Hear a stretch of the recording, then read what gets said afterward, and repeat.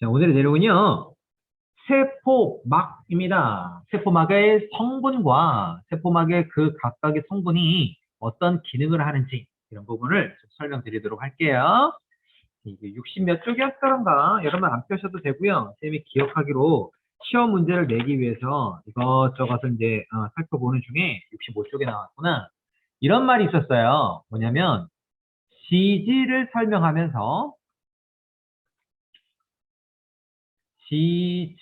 설명하면서 단백질과 함께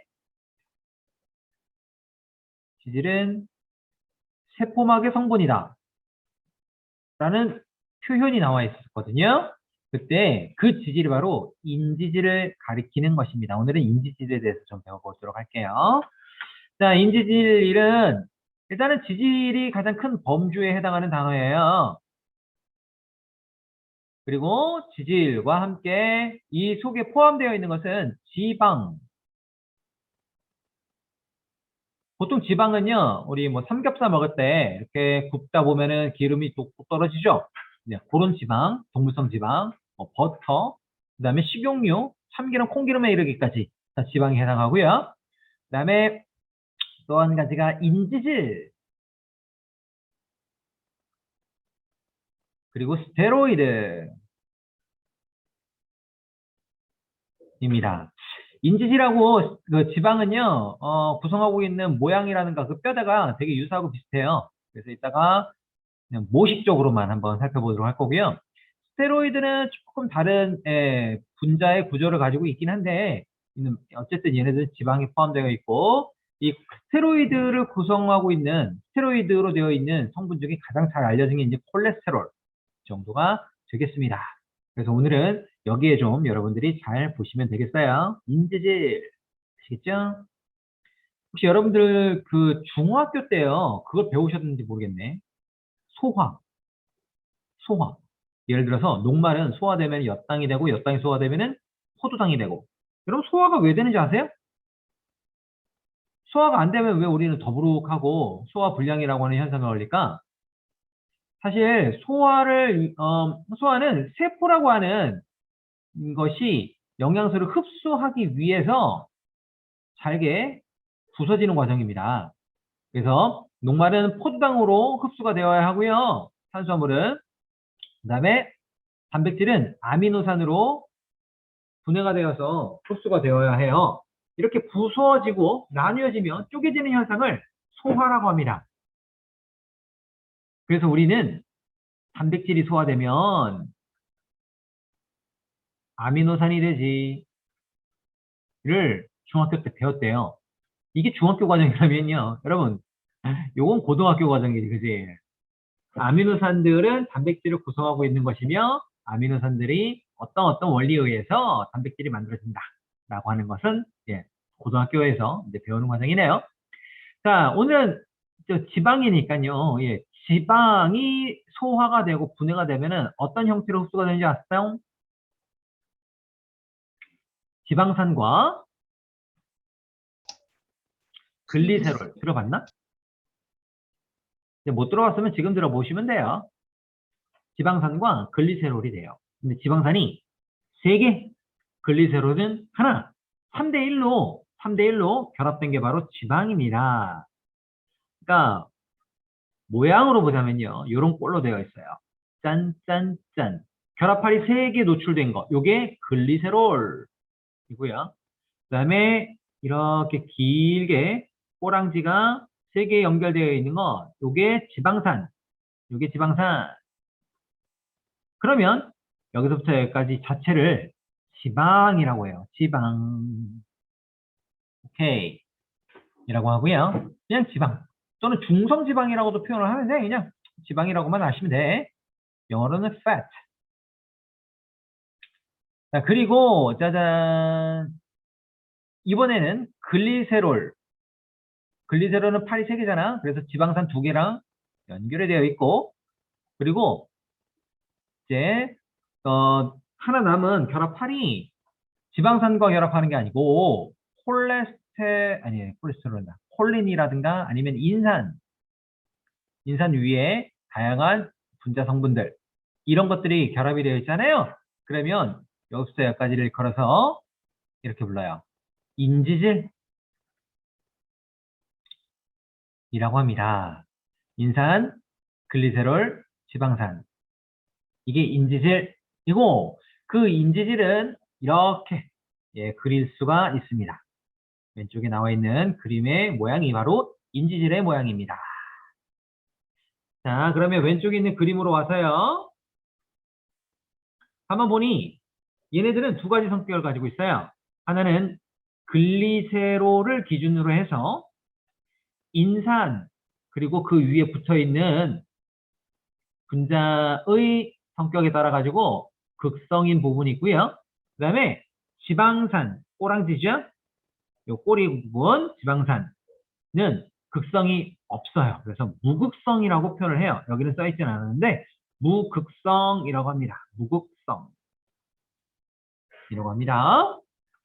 자, 한편 이 극성 부분은 머리 쪽이라고 보통은 말을 하고 있고요. 왜 그러냐면 그냥 동글동글해서. 그 다음에 이 부분은 꼬리 쪽이라고 보통은 이야기하고 있습니다. 그래서 소수성 꼬리, 얘는 친수성 머리 이렇게 표현을 하고 있죠.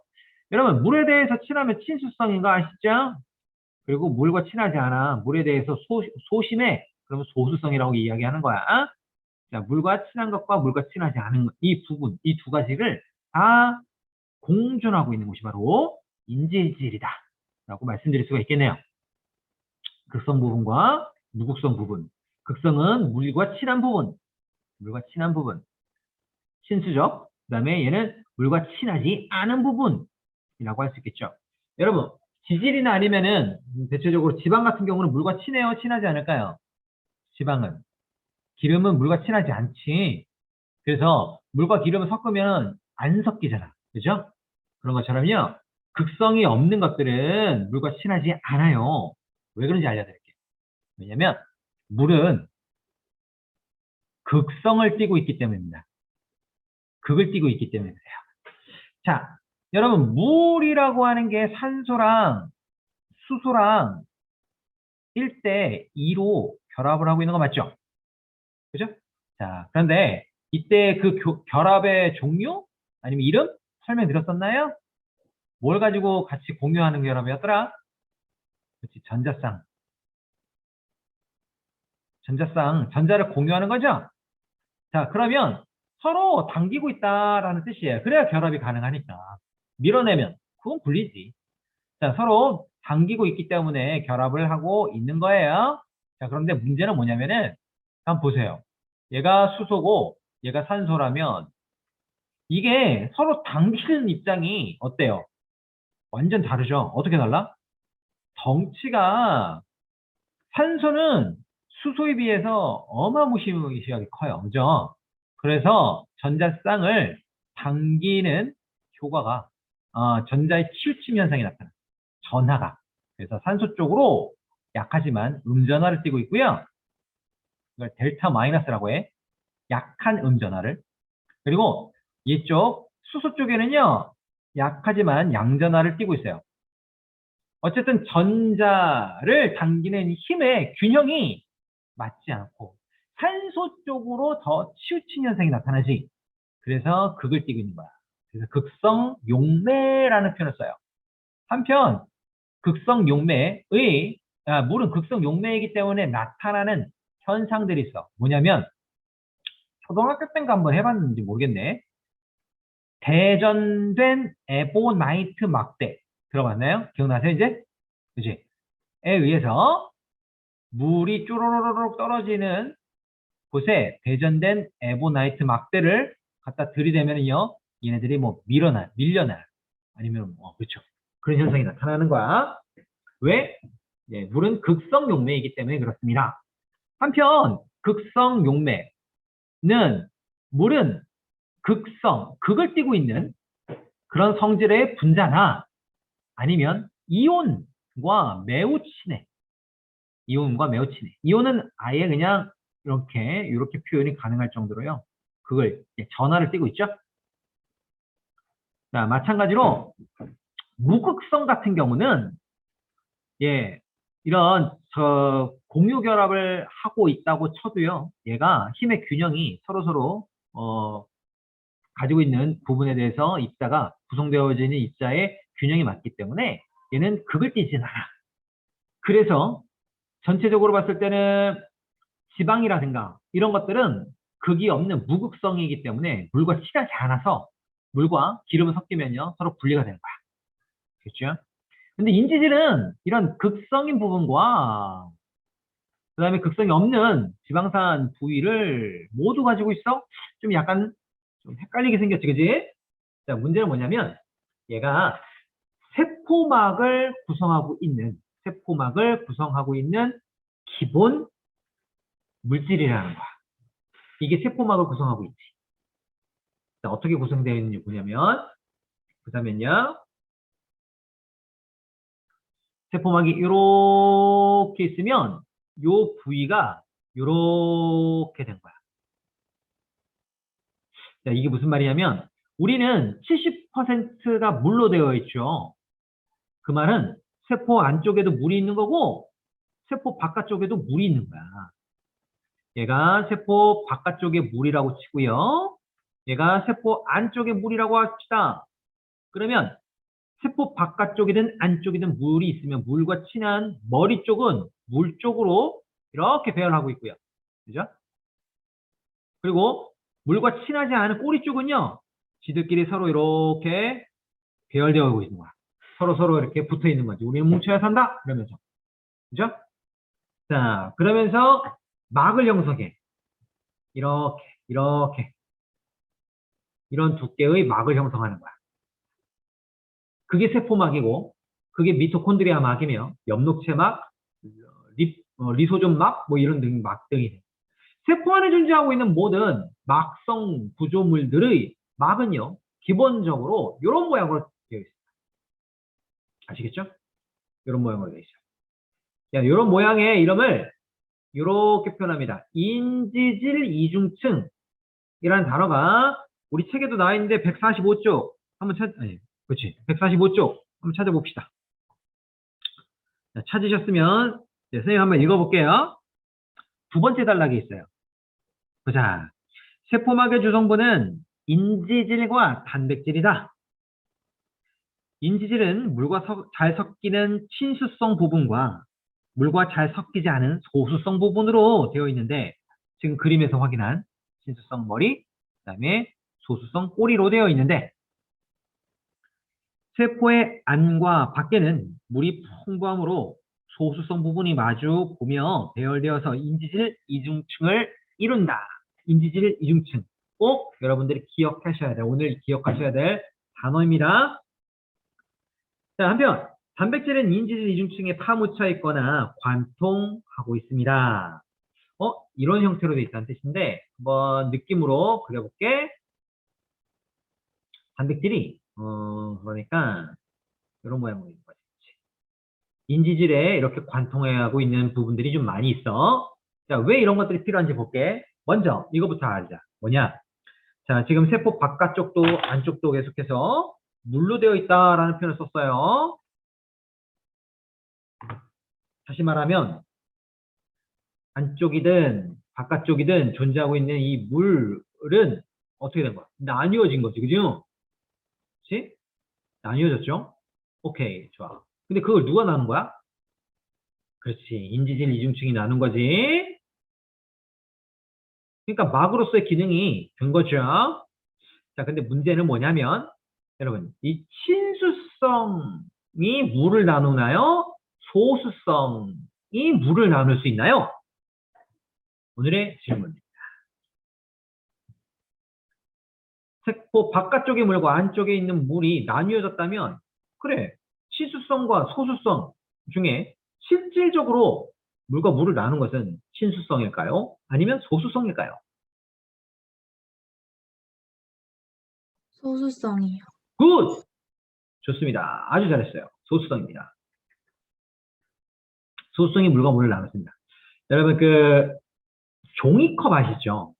네, 선생님도 종이컵 이용하고 있는데 웬만하면 많이 이용하지 않으려고 이제 노력 중입니다. 아무튼 종이컵을 이용할 때에 종이컵을 진짜 순수한 종이로만 만들면 어떤 현상이 나타날까요? 종이컵으로 다 젖어요. 그렇죠. 그렇게 만든 종이컵으로 커피를 마실 수 있겠어요? 아니면 물 한 모금을 먹기가 쉽겠어요? 그죠? 어렵죠? 다 젖어버려요. 물과 친하니까 그래요. 그래서 종이컵 안쪽에는요, 얇지만 우리가 느끼지 못한 비닐막이 코팅되어 있어요. 그래서 흡수되지 않도록 하게 하는 것이죠. 물과 친하지 않은 것은요, 그만큼 물을 나눌 수 있고 경계에 지을 수 있습니다. 자, 여기서 우리가 알 수 있는 사실은 이 소수성 부분이야말로 물과 친하지 않기 때문에 물과 물을 나눌 수 있다. 이고요. 아울러 이렇게 안쪽에 바깥쪽에 있는 물들이 서로 왕래가 자유롭다, 그렇지 못하다. 자유롭지 못합니다. 남았다면 물이 들어가거나 나가는 게 쉬울 수 없겠죠, 당연히. 자, 그래서 물마저도, 그 흔한 물마저도요, 이동을 하고자 한다면 통로가 필요해. 그걸 짜잔, 단백질이 해준다는 뜻이에요. 그런 의미에서 단백질이 이렇게 관통하고 있습니다. 마치 통로처럼 생겼어요. 통로처럼. 그래서 물이 이동하는 통로가 따로 필요로 합니다. 뭐 모르셔도 되지만 그런 세포 안에서 물이 이동하는 통로를, 그러면 물과 관련된 단어 중에 아쿠아라는 표현을 많이 쓰죠. 아쿠아리움, 아쿠아조이, 아쿠아조이, 아쿠아조이, 아는 사람 알 거야. 또 뭐 있지? 등, 어쨌든 아쿠아맨. 물과 관련된 단어고요. 물을 이동시키는 세포의 막 단백질 중에 아쿠아포린이라고 하는 게 있는데 이게 물을 이동시키는 겁니다. 필요에 따라서 얘가 뚜껑이 달려 있어 가지고요. 열리기도 하고 닫히기도 해서. 네. 자, 아무튼 그렇게 물을 이동시킬 만한 단백질 통로가 필요합니다. 아, 그러면 여기는 물 말고 다른 부분에 대해서, 물질에 대해서는 통과가 불가능하느냐? 아, 또 그렇지는 않아요. 예, 이 부분을 통과할 수 있는 물질이 아주 제한되지만 있긴 한데요. 그게 어떤 성격을 가지고 있어야만 하는지를 한번 설명드려 볼게요. 일단은 되게 좁네, 그지? 사이사이가 빽빽하잖아. 그러면 이렇게 통과가 가능할 정도로요, 사이즈가 작아야 돼. 스몰 사이즈. 아담해야 되고요. 또 문제는 요 극성이 없는 무극성 상태를 통과해 줘야 돼. 네, 극성이 없는 아이, 무극성 분자들. 이 바로 인지질층을 뚫고 갈 수 있는 자격이 되는 아이들입니다. 아시겠죠? 자, 그런 아이들이 어떤 아이가 그러냐? 여러분 잘 알고 있는 짜잔, 산소가 그렇고요. 이산화탄소도 마찬가지입니다.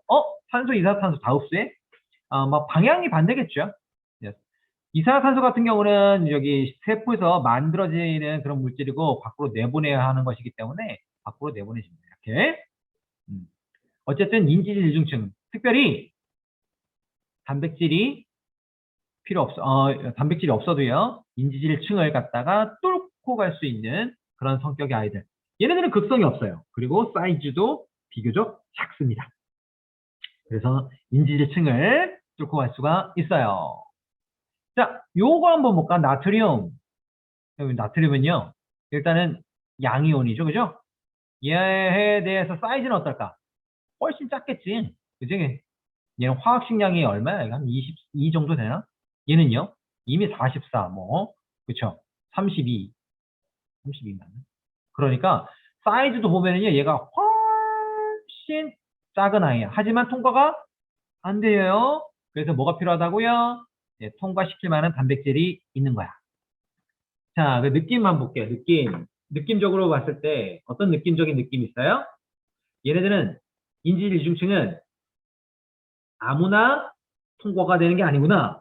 통과가 되는 아이들도 자격이 필요하구나. 꼭 필요한 물질이나 이온이 있으면 단백질을 이용해야 되는구나. 라는 생각이 들죠? 자, 이 성격의 현상을 잘 반영한 단어가 있는데 바로 책에도 나와 있습니다. 선택적 투과성이라고 합니다. 오늘 또 알아야 될 두 번째 단어, 선택적 투과성. 인지질 이중층, 선택적 투과성. 네, 공교롭게도 얘네들이 다 여섯 음절일 단어네요. 자, 선택적 투과성을 우리 책에서 찾아보도록 하겠습니다. 145쪽입니다. 자, 첫 번째 단락, 첫 번째 줄. 세포막은 세포를 둘러싸고 있는 얇은 막으로 세포막을 통해서 물질이 세포 안팎으로 이동한다. 세포막은 물질의 종류에 따라서 어떤 물질은 잘 투과시키고 어떤 물질은 잘 투과시키지 않는 특성을 나타내는데 이러한 세포막의 특성을 선택적 투과성이라고 합니다.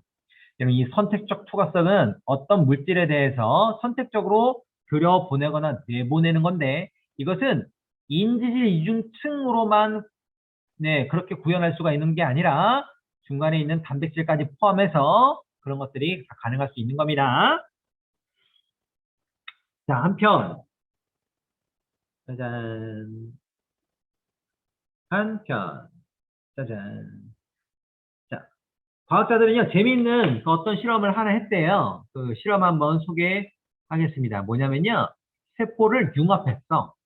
세포를 융합하는 거야 뭐 어려운 건 아닙니다. 왜냐면 인지질 이중층이라고 하는 게 어떤 종류의 세포이든 다 똑같은 성분이고 그로 인해서 나타나는 얘네들이 그 합쳐지는 현상이라든가 아니면 잘라낼 수 있는 것들, 이런 것들이 그게 어렵지 않게 진행할 수 있는 거거든요. 자, 그래서 이렇게 동그라미 3개만 그리면 오케이 됐습니다. 그리고 이런 실험을 했다죠. 뭐냐면 하나는 사람의 세포를 준비를 했어요. 사람 세포. 네, 또 한 가지는요, 쥐의 세포를 준비했습니다. 마우스, 찍찍이, 쥐. 징그럽죠? 말만 들어도요. 네. 그리고 사람 세포나 쥐의 세포나요, 기본적으로 인지질 이중층의 성분은요, 동일합니다. 뭐, 거의 같다고 봐도 무방해요. 네, 다만 다른 게 있다면 뭘까? 그렇지. 단백질의 종류가 달라요. 그래서 쥐의 단백질이 이렇게 꽂혀 있겠죠? 사람의 단백질은 역시 사람의 단백질 마찬가지로 사람 세포에 이런 형태로 꽂혀 있을 거야. 짜자잔. 오케이. 그리고 융합이 됐으면 자, 얘 갖다가 막 뒤섞은 건 아닐 테니까 세포를 합치기 하면은 사람 세포 쪽의 단백질과 그 다음에 쥐 세포 쪽의 단백질들이 이런 형태로 마치 일부러 나눈 듯이 나누어진다는 거죠. 그런데 문제는 뭐냐면 얘네들이 시간의 경과함에 따라서 짜자잔 막 뒤섞여. 짠짠짠짠 뒤섞여. 헐, 여러분들 이렇게 이걸 가지고 뭐 단백질이 변한 건 아닐 테니까 인지질 이중층이 가지고 있는 성격 아니면 특징 이런 것들을 한번 유추해 보세요.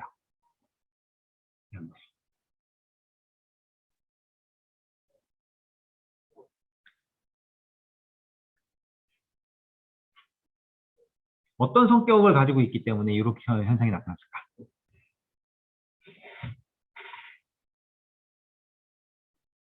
한 10초? 느낌만 잡으면 돼, 느낌만.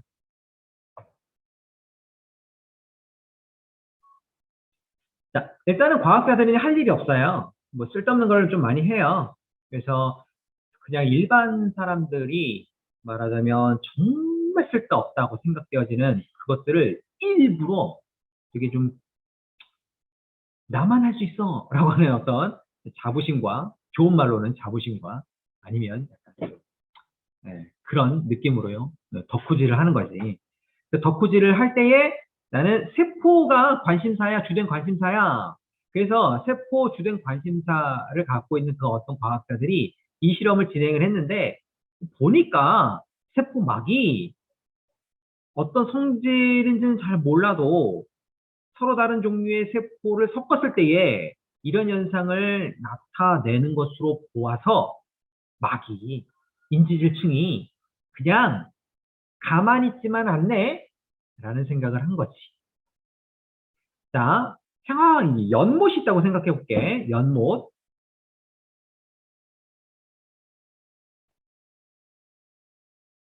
자, 연못에 그 어떤 물건을 하나 띄워놨어. 이쯤에 띄워놨어. 오케이. 그리고 시간의 경과함에 따라서 이 연못에 띄워놓은 그 물건이 과연 어떻게 변하는지 보는 거야. 위치가 변하든지 아니면 뭐 그런 거지. 자, 그리고 강물에다가 똑같은 물건을 갖다가 띄워놨어.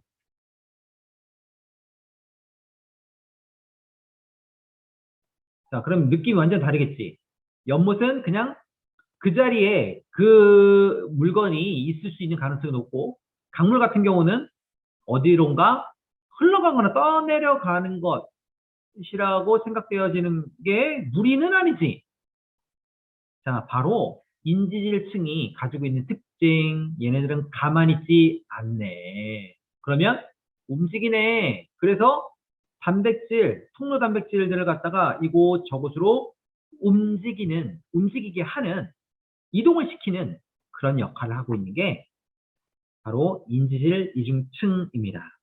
그래서 인지질 이중층의 이런 성격을 대변하는 단어 하나를 만들어내는 거야.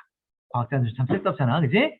자, 그게 뭐냐면 인지질 이중층이 그냥 가만히 있지 않고 유동적이네. 유동. 그리고 모자이크라는 단어 왜 썼는지 모르겠어. 좀 뭐 모자이크 느낌이 있었나 봐. 모자이크라는 표현을 썼는데 이거는 그냥 교양으로만 알아둬. 난 남들과 너랑 좀 이런 게 달라. 이거 좀 알 수 있어. 난 이거 좀 알아. 유동 모자이크.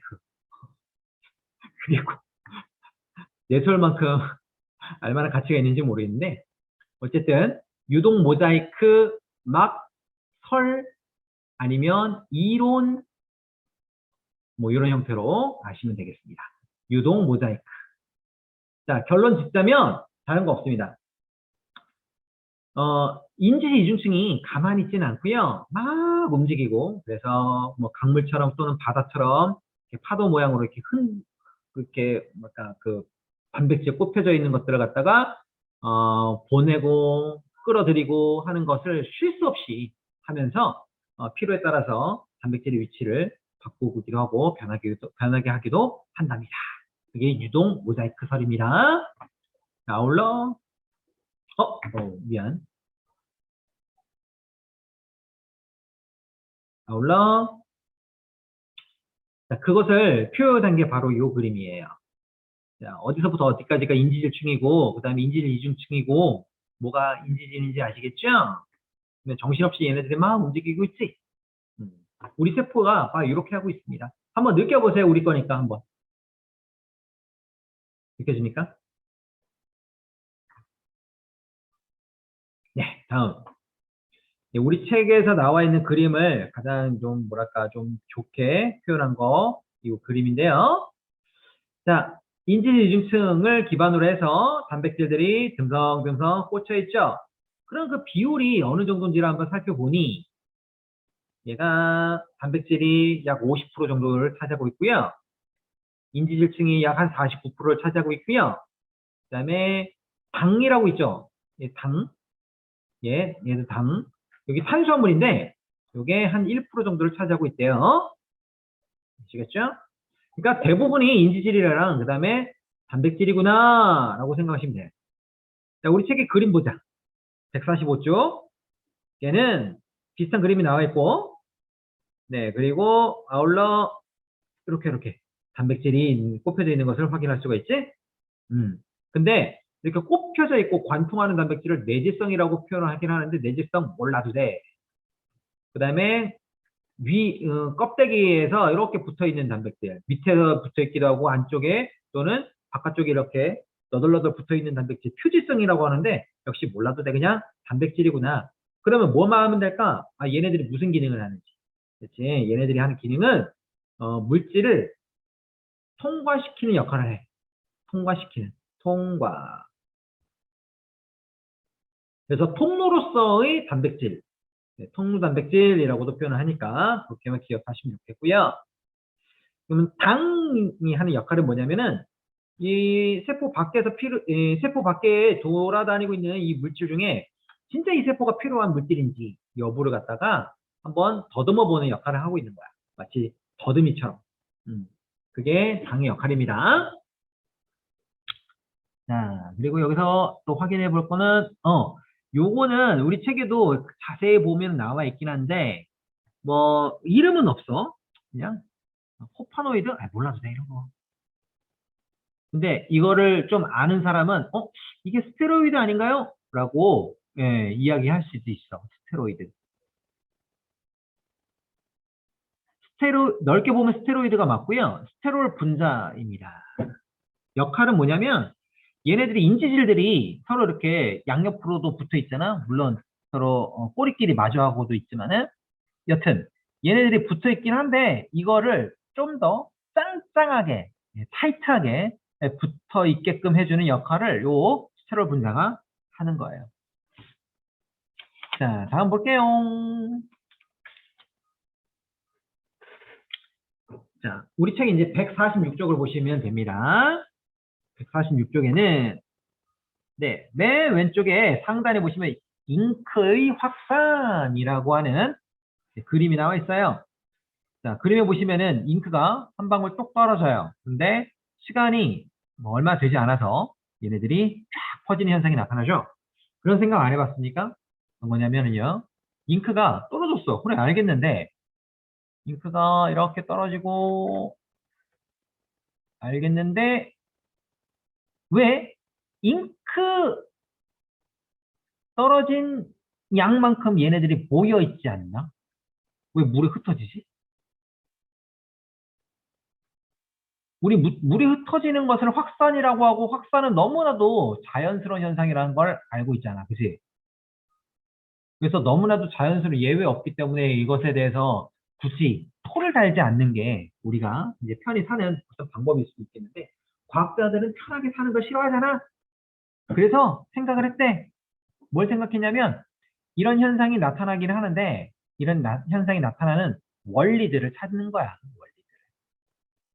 자, 그 원리가 뭐였냐면은 고농도에서 저농도로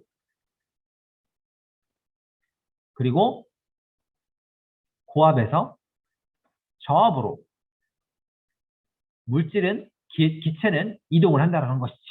그래서 그것을 확산이라고 이름했고 어떤 장벽 이런 것 없이 없으면은 이 확산은 아주 자연스럽게 나타나는 것으로 이해를 했대. 근데 이걸 조금 더 구체적으로 이제 설명하고자 하는 어떤 이론적 배경이 있긴 한데 그게 뭐냐면 연력학 법칙이거든.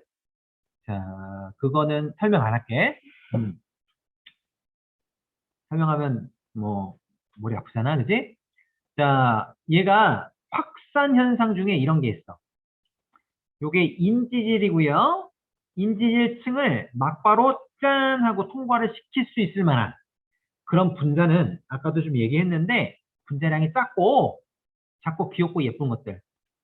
작고 그다음에 극성이 없는 것들. 무극성. 어떤 아이가 그러냐면 산소가 이렇게 그다음에 이산화탄소도 통과 가능하지. 자, 그래서 우리 지난번에 한 달 전쯤 됐을까? 헤모글로빈이 가지고 있는 4개의 산소는 그 중에서 2개만 이동을 하죠. 2개만. 자, 원리. 확산은 농도차 때문에 나타나는 현상인데, 다시 농도차. 여기서 농도도 중요하고 차도 중요해. 농도차가 발생하지 않으면, 농도차가 없으면 확산이 일어나지 않는 것처럼 여겨질 수가 있어요. 보통 그것을 평형 상태라고 하는데 평형 상태에 도달할 때까지 물질이 이동하는 것이지. 뭐 더 정확하게 말하자면은 물질은 이렇게도 이동하고 반대로도 이동할 수 있어. 할 수 있지, 그치? 하지만 그 가능성은 농도가 높은 곳에서 낮은 곳으로 이동하는 그런 가능성이 훨씬 더 높으니까 만약에 농도가 여기서 이만큼이 이렇게 들어왔다고 치자? 그러면 농도 차가 없어졌지. 이때 물질을 이동하거나 이동하지 않느냐? 그것도 아니야. 이동하는 속도가 똑같은 거야. 나가고 들어가고 나가고 들어가고 하는 속도가 이제 똑같은 거야. 똑같은 뿐인데 근데 확산이 일어나지 않는 것처럼 보이는 건 사실이지. 여튼 요 인지질층을 갖다가 막바로 이동할 수 있는 원리를 확산이라고 하고 단순 확산이라고 하며 아울러 농도 차가 없어질 때까지 일어나는 것이 농도 차가 없어지는 것까지 일어난다라고 생각하시면 돼요. 아시겠죠? 자, 근데 극성이 없는 게 없어야 하는 게 얘네들의 통과가 될 수 있을 만한 조건이라고 한다면 이온들 같은 경우는 얘네들은 쉽지가 않아. 그치? 이온들은 일단은 양이온이든 음이온이든 얘네들은 전하를 띠고 있으니까 이때는 단백질 통로가 필요로 한 거야. 이 단백질 통로를 매개해서 확산이 일어난다면 이를 촉진 확산이라고 불러요. 촉진 확산이라고 부릅니다. 아시겠죠? 자, 그 이유는 여기 이 부위 때문에 그래. 여기가 무극성이고 무극성의 상태의 그 부위를 갖다가 이온들은 통과할 수가 없기 때문인 거야. 촉진 확산. 근데 촉진이라고 하는 말에서 나타나는 그 느낌이 좀 빠르게 진행된다라는 느낌이 있지? 맞아요. 빠르게 진행되는 건 사실이고요. 어떤 의미에서 빠르게 진행되는 거냐면 시간의 경과함에 따라서 확산의 속도가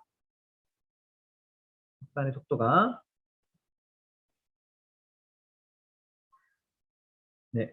일반적으로 단순 확산 같은 경우는 이렇게 진행해서 평형 상태에 도달하면은 이렇게 확산 속도가 증가하지 않은 것으로 나타나는데 촉진 확산 같은 경우에는 초기 확산 속도가 빨라. 그리고 평형 상태에 더 빨리 도달해서 일정해지는 거야. 이게 촉진 확산이고 이게 단순 확산이야. 아시겠죠? 자, 끝으로 우리 책에는 없지만 ATP는 곧 뭐라고 생각해야 돼? 에너지라고 봐야 되겠지? 에너지를 이용해서 물질을 이동시키는 방법을 능동수송이라고 하는 거야. 우리는 나트륨 이온을 세포 밖으로 빼고요. 세포가 이렇게 쓰면 나트륨 이온을 세포 밖으로 빼고 칼륨 이온을 세포 안으로 들여놓는 그런 메커니즘이 굉장히 많이 빈번하게 발생하고 있습니다. 그리고 우리가 섭취한 에너지의 60%는 열로 튕겨나가지. 열로. 그 다음에 40%가 ATP가 되잖아. 그 40%의 10%가 바로 이런 일을 하는 데 씁니다. 그래서 여기는 나트륨 농도가 요만큼이고 밖에는 이만큼임에도 불구하고 농도가 낮은 곳에서 높은 곳으로까지도 끌어내야 되는 거야. 버려야 돼. 칼륨 이온은 반대로.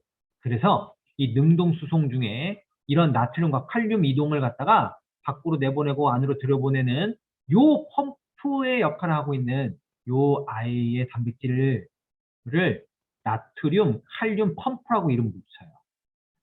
펌프는 낮은 곳에서 높은 곳으로 물을 끌어올리는 걸 펌프라고 하잖아요. 위치 에너지를 이렇게 증가시키면서 마시고, 그죠? 네, 그런 것처럼요. 에너지를 쓰기 때문에 그것이 가능하다라는 겁니다. 아시겠죠? 자, 산소는 이렇게 단순 확산에 의해서 세포 안으로 들어가고요. 그러니까 확산이 일어나면 이 세 개까지만 들어올 수 있겠지? 그 다음에 포도당 같은 경우는 분자량이 좀 크니까 요 인지제층을 쉽게 들어올 수가 없어가지고 요 통로 단백질들이 필요로 했던 겁니다. 자, 요 147쪽에 나와 있는 스스로 해결하기 한 1, 2번 해볼까요? 자, 근육세포는 포도당과 산소를 공급받아서 근육에 필요한 에너지를 얻고 그 과정에서 생성된 이산화탄소를 세포 밖으로 내보낸다. 이때 근육세포 안팎으로 물질이 이동하는 방식을 설명해보자. 자, 근육세포가 이렇게 있으면 세포 안으로 단순 확산에 의해서 예, 산소가 들어오고요. 역시 단순 확산에 의해서 이산화탄소가 빠져나가겠네요. 포도당은 필요해. 포도당은 역시 촉진 확산에 의해서 안으로 들어올 수 있겠고요. 다음, 파스와 같이 피부에 붙이는 약품을 개발할 때 어떤 점을 고려해야 할까? 피부에 바르는 것들은 얘가 세포라면은 그 약품들이 인질층을 쉽게 안으로 침투해서 그 약효가 들어가야 되겠지? 그래서 극성이 없는 무극성 성분의 그런 약을 쓰는 게 낫겠다라는 생각이 드네요. 그죠? 자, 여러분 오늘은 여기까지 하겠습니다. 자, 월요일부터 여러분들 이제 과학 동료들하고 고생 많았어요. 자, 다음 시간에 이어서 보도록 하겠습니다. 오늘 수고 많았습니다. 안녕히 계세요.